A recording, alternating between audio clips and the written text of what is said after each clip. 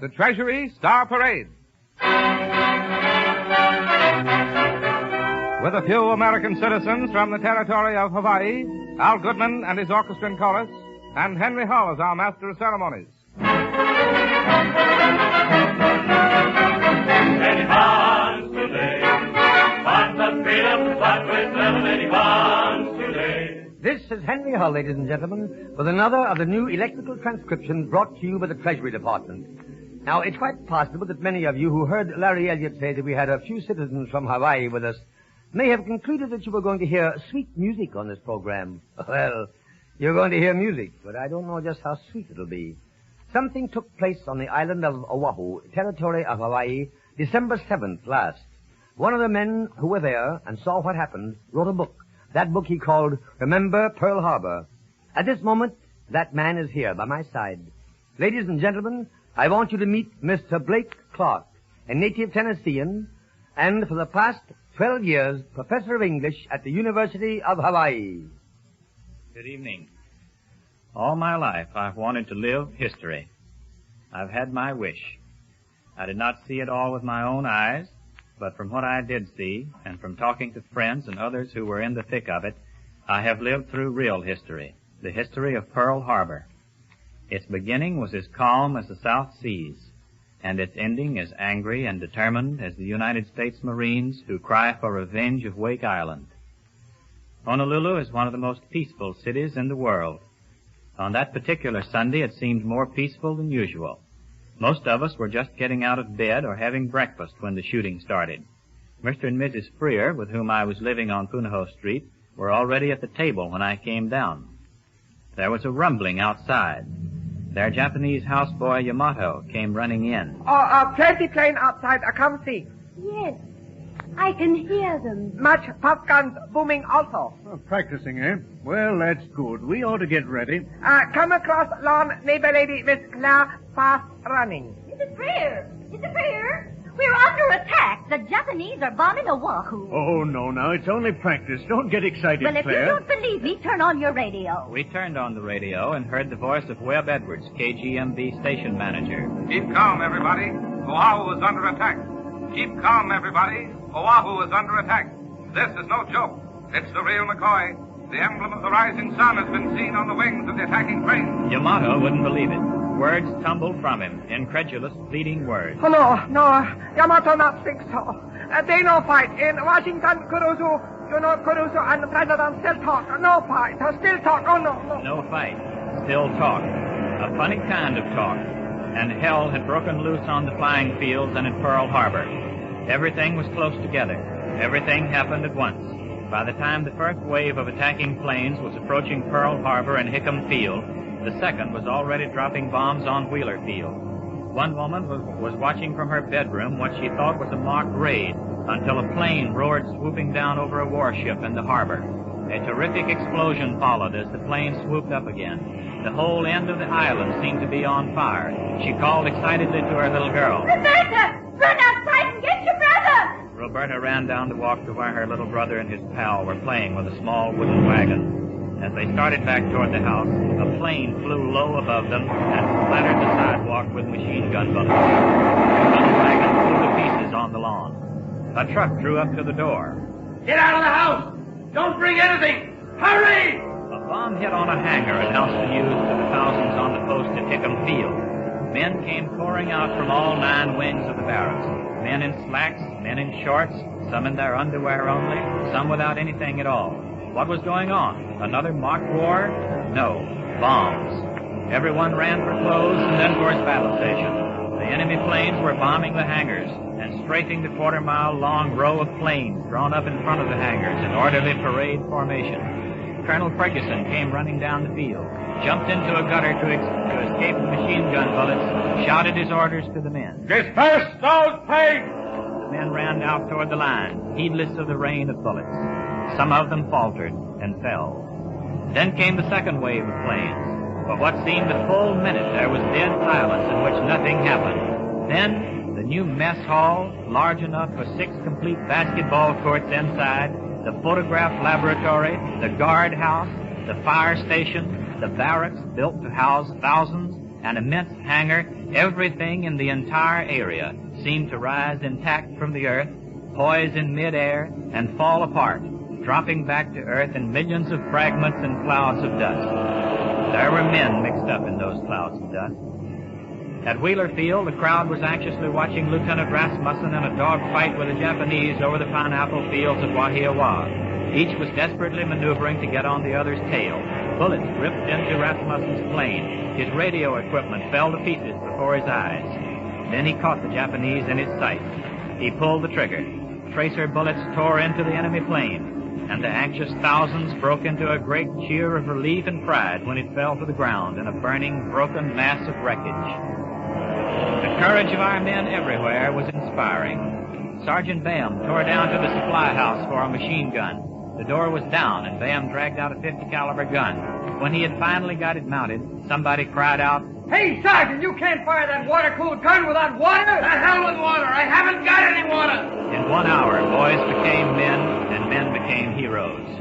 One fireman climbed into his truck and set out for the line to put out the fires. Strafers, attracted by the bright red truck, attacked him before he got halfway to the planes. He didn't stop until a third wave shot the tires off his wheels. An officer commented dryly on his driving into a hail of machine gun bullets. Hell, Lieutenant, I saw a fire, and I'm supposed to put him out. And that's the way it went. Green men under fire, acting like veterans.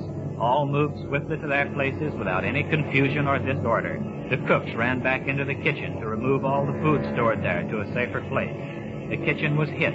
The staff sergeant in charge was struck on his head by a piece of shrapnel. He ripped off his shirt, tied up his head to stop the blood, and went on directing his work. Outside, a corporal was speedily running across the parade ground to help man a machine gun. It was entirely in the open, without any protection whatever. Halfway there, he was strafed by a low-flying Japanese pilot. Mortally wounded, he kept on, trying to get to that machine gun. He fell dead on the way.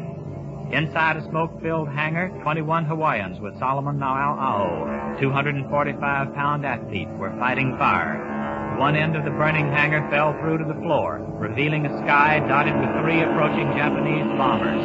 They were flying just a few feet above the hangar. The first one passed directly above Solomon and his fellow fighters. Solomon heard an explosion and felt hot pain. Lord help me, he prayed, falling to the concrete floor.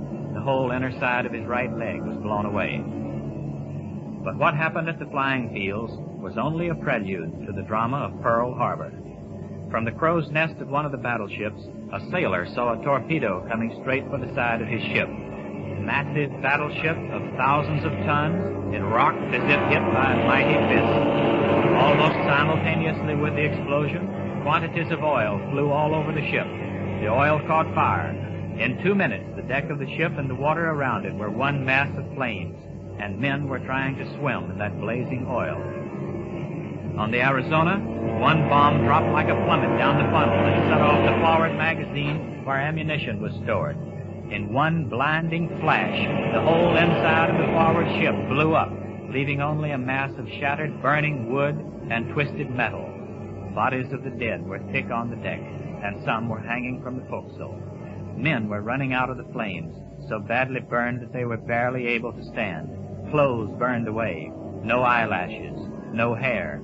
They stumbled along, feeling their way, helpless, falling on the deck, jumping over the side. Yet when the ranking surviving officer, who was supervising the saving of the wounded, was asked when he was going to leave, his answer was, "Not until the Japs leave." By this time, the wounded had begun to pour into the hospitals. Every laundry truck, every lumber truck, and delivery wagon on the island was used to move them. They were carried in by the hundreds, and yet there was no confusion, no unnecessary clamor, no crying out. They spoke quietly instead. Watch that leg, please, ma'am. It's broken in 2 places. A doctor went up to a young boy. His skin was burned and dripping off his entire upper body, but he looked at the doctor. Take care of my buddy here, Doc. He's hurt lots worse than I am. You heard that sentence spoken often. Chaplain, see if you can find a doctor right away. My buddy's in terrible shape. He's been lying here 10 minutes now. The surgeon looked at one boy whose leg was about to be amputated, and the boy smiled at him. Aren't you afraid, soldier? No, not at all. Only hurry up. I want to get back to my battle station. At 11 in the morning, over the radio came the voice of Dr. Pinkerton. This is a call for volunteer blood donors. Report immediately to Queen's Hospital. That was all. He did not say how badly plasma was needed. He did not explain. But in half an hour, 500 people were waiting at the doors of the hospital.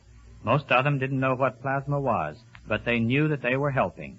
Defense workers in their dirty clothes, welders with eyes red and burning, Honolulu society women, alien Japanese dressed in black in protest at what Japan had done, a Portuguese blind boy and his blind sister, a huge Hawaiian who joked teasingly at a Puerto Rican who was frightened a little. Wait till you get that shot of brandy at the end of the line. Boy, you feel number 112.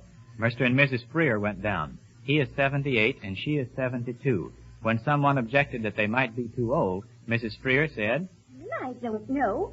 It ought to be very good blood. It's lasted us for a long time. Everyone that day wanted to do something. We knew what had happened to us. We knew that the Oklahoma had turned over, that the Arizona was lost, that flames were leaping from the Downs to Catsin and others.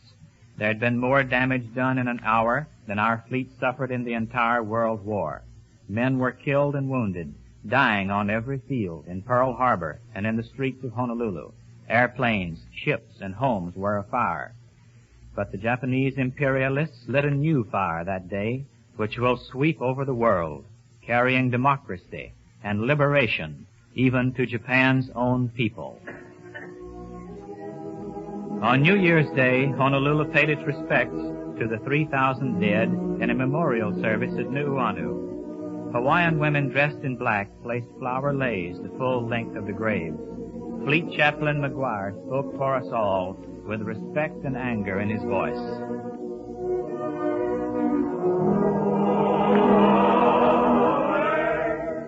Let no one think these men have died in vain.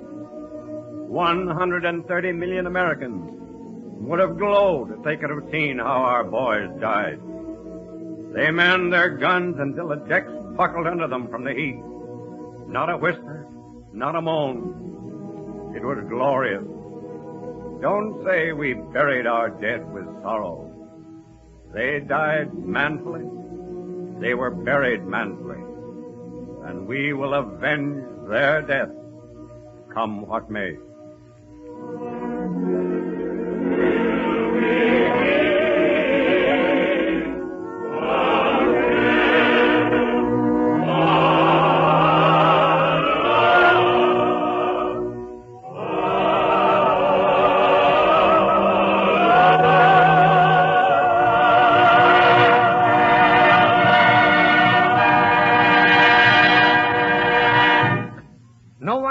Doubted the courage or the fortitude of the American people under fire. No one has ever doubted their ability to get things done once they made up their minds. And the American people have made up their minds. We're going into this war to win, and we're all going to do our share. There's not even any room to argue about that. And we're going to buy United States war savings bonds and stamps as one of the ways to make sure that we're going to win it. We're going to buy them regularly. We're going to get the habit. And we're going to join the Treasury payroll savings plan wherever we work.